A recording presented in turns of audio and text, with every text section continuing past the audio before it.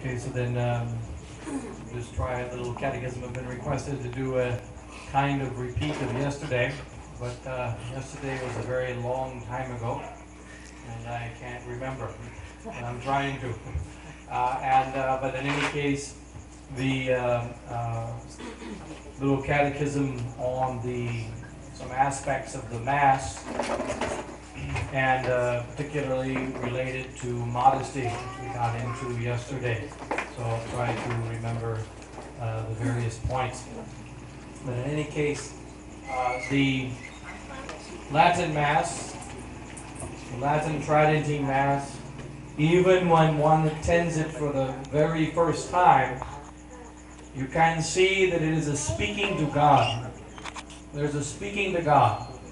And that we can say, if we took the Latin Tridentine Mass, even this Mass, and you did just one thing, you took the priest away from facing towards God and the worship of God, and you took him and put him around the altar on the other side and face the people.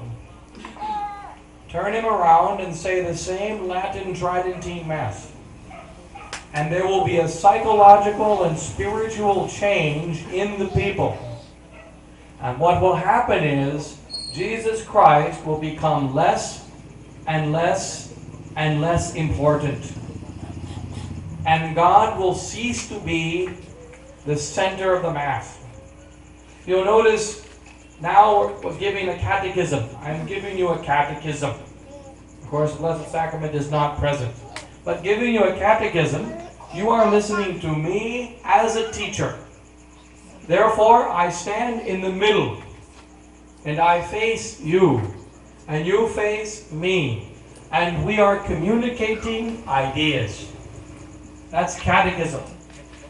In the Mass, we don't do that. The Mass is worship of God. In the Mass, I turn and face Jesus Christ, because you are worshiping God, and I am also worshiping God.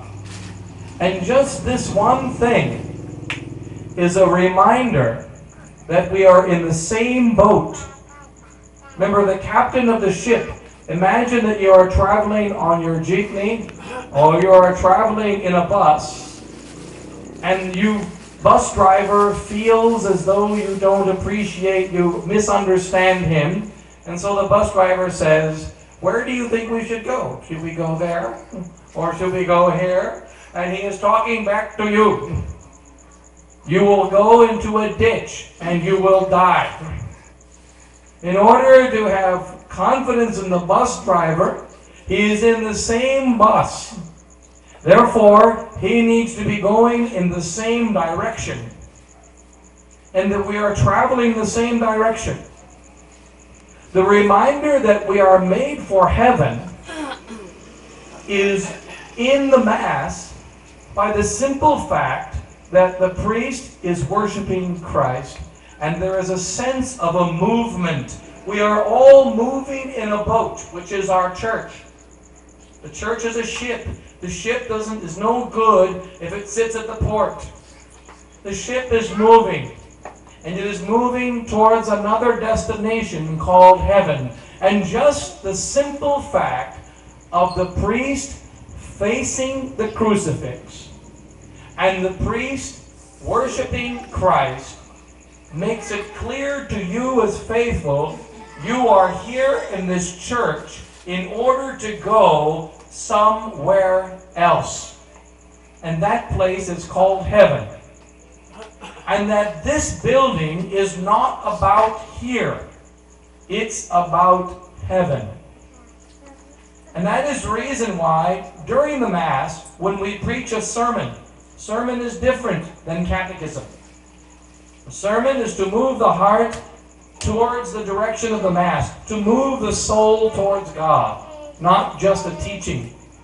Since this is the case, the priest stands on the side, not in the middle. And you are not listening to the priest so much as he is being a guide to help you continue to focus on Christ. So he's not in the middle preaching, he's on the side preaching. When teaching the catechism, here in the middle, teaching, different thing is happening. So there are many hundreds of things or thousands of things that are happening during the Mass. You know that the Mass is only 30 minutes long. It can actually be less than that if you have a short epistle and a short gospel. No singing, short epistle, short gospel. It's going to be less than 30 minutes. The Mass is very brief, the Latin Mass. And yet in that Mass, so many things happen. My brother is a great studier of the Fathers of the Church, Father Timothy Pfifer, my brother. So I steal many things from him. But he was reading recently about one of the Fathers of the Church that discovered in counting the Mass that in this short 30-minute Mass, there are more than 900 acts of adoration and humiliation towards God. 30 minutes, 900 different acts. The raising of the eyes, the holding of the hands, how we bow our head, the words that we speak, the way we hold our arms, the genuflections, the putting of the hands upon the altar, the movement of the hands, and of the eyes, and of the mouth. And when you put together all these things, at least 900 different acts in a religious worship that is only 30 minutes long, with a long epistle and a long gospel. So much happens in a brief time. And then at this Mass, there are reminders to us of the way we should live our life. Because the Mass is not only a prayer. When you say the Rosary, that's a prayer. But the Mass is an action. In the Mass, Jesus Christ dies on the cross. Something happens during Mass. And therefore, in the Mass, we don't learn so much by the words as by the deeds. We learn by the action of Jesus Christ dying on the cross. We are in silence during the essential time of the Mass, which is the consecration, when Jesus Christ is unbloodily crucified. And there are very many things that happen in this Mass that remind us how to be in the world. One of them we mentioned last night, simply because it came to mind, and have been requested to repeat it today, is the chalice veil. I don't know if this thing will make it, but the chalice veil. This chalice veil that we use at Mass, it does not fulfill any purpose during the Mass. Except, as we mentioned yesterday, when there's a very small altar, it gets in the way. Because we have to put the chalice veil on the side, and when it's a very small altar, it's in the way of where we're supposed to put our hands, and it's in the way of the pall, and so on. But the chalice veil is simply there for the purpose of covering the chalice. Why? Because the chalice is holy. And because the chalice is going to be the receptacle, the receiving vessel of the body and blood and soul and divinity of Jesus Christ. And therefore, because it is holy, it should not be seen by your eyes. That which is holy is reserved for the sacred use of the Mass. And when it is not being used, we protect it. We do that even of valuable things. Like I know that in our country, in America, and in the West, very often they don't do it anymore because people get divorced 27 times. But there was a time when people used to get married and then stay married to the same person until they died. This was in previous times. But in those days, when a young lady would marry, very often, sacred china.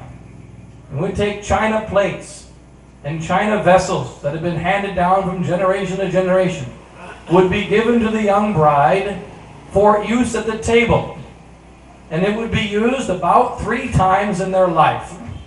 Maybe on the day of the marriage, maybe on the day of some special guest coming. But the china was handed down. These plates and cups were handed down from generation to generation. And these cups would only be used at special times, because they were like a symbol of the home of the marriage. That there is going to be a home in which there will be great food and so on. And so these are holy things in the home that if you touch it, you will die. They are used only at the sacred times. Now the china, which is used inside of our homes, is not compared to the holy sacrifice of the Mass or the chalice. It is covered. It is covered because of its sacredness. And because of the body and blood and soul and divinity of Jesus Christ is going to be in it. And it is a reminder to those of us that attend the Mass that there are other sacred things. And one of those sacred things is the body of a woman. The woman's body is sacred. A man's body is not. But a woman's body is sacred because a woman carries life inside of her. And because she carries life inside of her, she has a special duty to protect life. And without her, there cannot be, we cannot live. There are 2 reasons why we can't live without a woman. It's difficult for us to understand today since we have Jollibee and McDonald's and all these other things.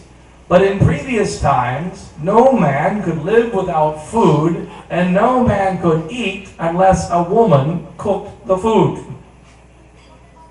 And so life, whether it be the life of a baby or the life of our belly, depended upon a woman. Even in ancient times, armies did not travel without women. No army could ever travel without women because they needed cooks. They didn't have C rations and K rations. So the woman is sacred because she is about life. She's about the life of the human race, and she's about the life of the individual. So when we see a woman, we recognize something sacred. And therefore, she should be covered, just like this chalice is covered. A man, strictly speaking, cannot be immodest. If a man runs around without his shirt on, it's not a scandal. But if a woman does, it's a problem. Why is that? Because of motherhood. Because of the sacredness of what she does as a woman, which is to carry the living body and blood of a man inside of her. And to maintain that body and blood by food. Now this is we're reminded of this by the chalice at Mass. This chalice is not Jesus Christ. The chalice is a vessel that will hold Jesus Christ. Because it is a vessel that will hold Jesus Christ, we line it in gold and we make it of silver. And this is the reason why it is a custom in all peoples that women are often lined with gold. They have golden earrings that Rebekah was given by Isaac. And the symbol of the golden earrings, by the way, why do women wear earrings? Saint Francis de Sales explains it. In the book of Genesis, Rebekah was given golden earrings to make her the worthy wife of Isaac. And what are these earrings? They are made of gold, says St. Francis de Sales, because they are pure. And when a woman is given golden earrings, it is a reminder to her that only pure things and only good things can enter those ears. That a woman's ears are designed to hear purity, and to hear truth, and to hear goodness. And evil does not penetrate her ears. And that's why she wears golden earrings. And why Rebekah was given golden earrings. And then sometimes in the past, it was a part of a ceremony amongst some of the peoples to bless the earrings that were once given to Rebekah, to give to another woman on the day of her marriage. But this chalice veil is actually it is a cover of the chalice, and then there will be to protect it, and the chalice is going to be carried by the subdeacon. The subdeacon. You know that there are 7 orders to the priesthood, and then the first major order is called the subdiaconate. The subdeacon really begins to be a priest. Remember, as a priest, we are in holy orders, plural, holy orders. Each priest carries 7 different orders with him. He's a porter, a lector, an exorcist, an acolyte, a subdeacon, a deacon, and a priest, all rolled up in one. And subdeacon is the first major order. When a man becomes a subdeacon, he must take a vow of perpetual chastity, and he must also read the prayer of the breviary every day until he dies. Why does he do that? Because he has the right to touch the chalice. The subdeacon cannot preach a sermon. Only a deacon can do that. He cannot touch the Blessed Sacrament. Only a deacon can do that. He can't say Mass or hear confessions. Only a priest can do that. The subdeacon takes a vow of perpetual chastity, so that if he leaves the seminary and is never ordained a priest, he may never marry. He is given over to perpetual chastity until he dies. He may never marry, even if he's never ordained a priest. Why? Because he touches that chalice during the Mass.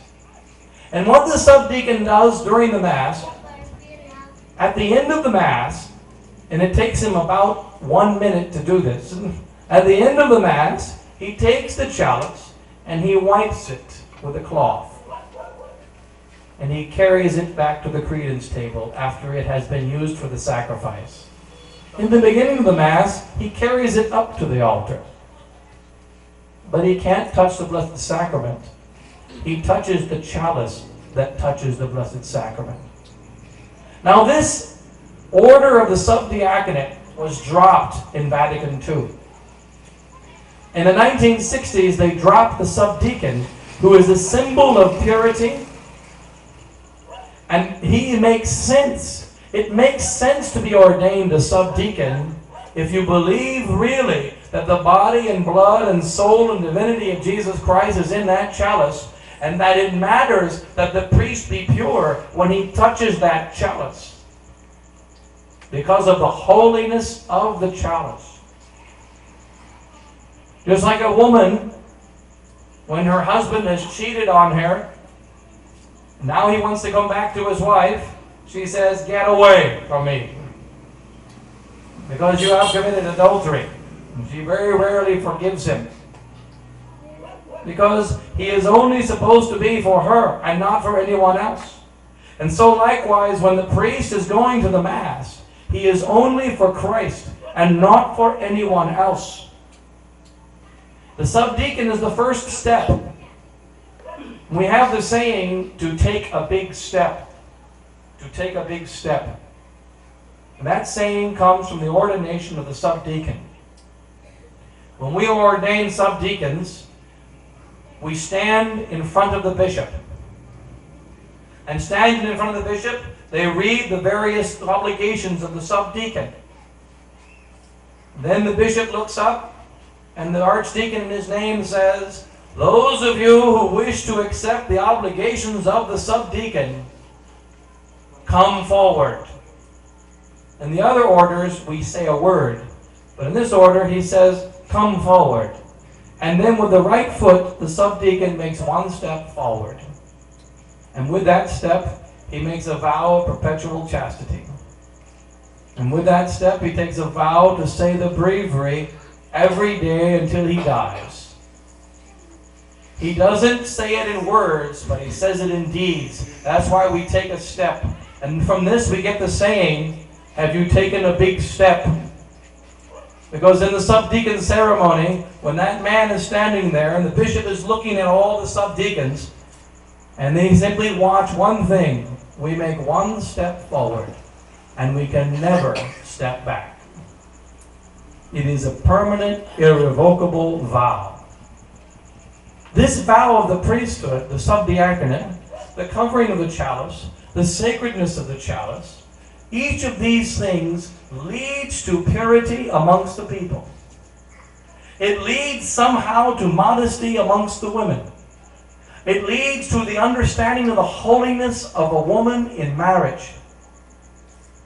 That there are so many things in our daily life that we take for granted, which actually come to us because of the Mass.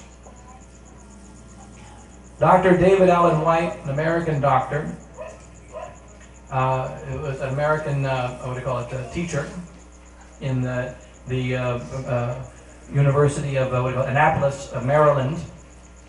He brought many, many converts to the Catholic faith. He's still alive. He brought many hundreds of converts to the Catholic faith by teaching to Navy cadets William Shakespeare. He would teach them William Shakespeare, and in his English literature class, he would teach them the faith through William Shakespeare, and hundreds came to the Catholic faith through him in the last 30 years or so. And Dr. David Allen White, Dr. White he said, that look at this Latin Mass and what it has inspired. Remember the 12 fishermen that said this Mass. They were fishermen.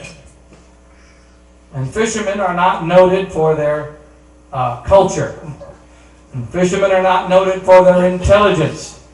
And fishermen are not certainly noted for their good language and their good morals. But when these fishermen offered the sacrifice of the Mass every day, they changed the world. And from this Mass came the beautiful music of Western culture. And from this Mass came beautiful architecture. What are the most beautiful buildings in the world? They're called Catholic churches and Catholic architecture. This Mass changed the way we build buildings, changed the way we sing, changed the way that we live with each other. And the holiness of womanhood and motherhood was understood to be sacred, in fact, in large part because of this Mass. And when this Mass was taken away from us in the 1960s, and the subdeacon was thrown away, at the same time, Catholics saw no longer any purpose in modesty in women. They saw no longer any reason to maintain the holiness of marriage and motherhood. So that we have a scandal here in the Philippines. This is a Catholic country in which everyone is Catholic. And yet, what do we have? This evil bill that is almost being passed, the RH bill. Imagine that this bill was tried to be passed in 1960 before the new Mass. Very simple. Anybody who had an idea about the bill will be taken out into the front square, hung by the neck until dead. End of problem. It would take about 2 minutes to fix the problem. Nobody would accept it. But after 40 years of Vatican II, and after 40 years without this Mass, then all of a sudden we don't know why motherhood is sacred. We don't know why it's important to have children. We don't even know why we're supposed to be married. We have forgotten everything. This Mass reminds us of these things. And remember that in this Holy Mass, you can attend it every day of your life, and you will never, ever be able to fully understand it. It's not possible. St. John Chrysostom says, if the priest knew the holiness of his Mass, he would die. We do not know the holiness of our Mass. It is one of the greatest gifts that God has given to us, Himself in the Mass. And with this Mass comes not only the body and blood and soul and divinity of Jesus Christ, crucified on the cross for our sins in an unbloody manner during the Mass, but all the angels and all the saints and all the doctrines of the faith come with it. And people know that when you go to the Latin Mass, you're supposed to wear a dress. When you go to the Latin Mass, you're supposed to have 25 kids. When you go to the Latin Mass, you're supposed to accept the 10 Commandments and the 7 Sacraments and the 6 precepts of the Church. The Latin Mass brings all these things with it. Even though in my own experience back in America, you know that very often, we don't often mention, for instance, ladies wear dresses. We always say, ladies wear dresses all the time. Don't be wearing this modern garbage. But nonetheless, we don't mention it that often. And yet, many times, I have noted new people coming into the church. And they go to Mass for a few weeks, a few months, and they never mention a word about it. And then a lady comes to me and says, Father, I think I need to change the way I dress. Father, I think I need to change the way I am walking, working, and living. What do you think? Well, I think it's a good idea. But we didn't mention it. We didn't mention it. It's the power of the Mass. And so one of those elements, modesty. The Mass reminds us of modesty. And there are so many thousands of other things that come from this Mass. And so we must be grateful for the gift of the Mass. Remember that souls all over the world are asking for this Mass, and many of them do not get it. So we must be grateful for the gift of the Mass. We must be grateful that it's been given to us. Because if it was given to the gangsters, if it was given to the criminals that are now in prison, they would already be saints. It's given to us, and we still have a hard time being even a little bit good. But we have to be grateful for the gift of the Mass, grateful for what God has given to us, and try to continue to live better and better by this Mass, even though we are not worthy of it. And remember that the crucifix is the center of everything.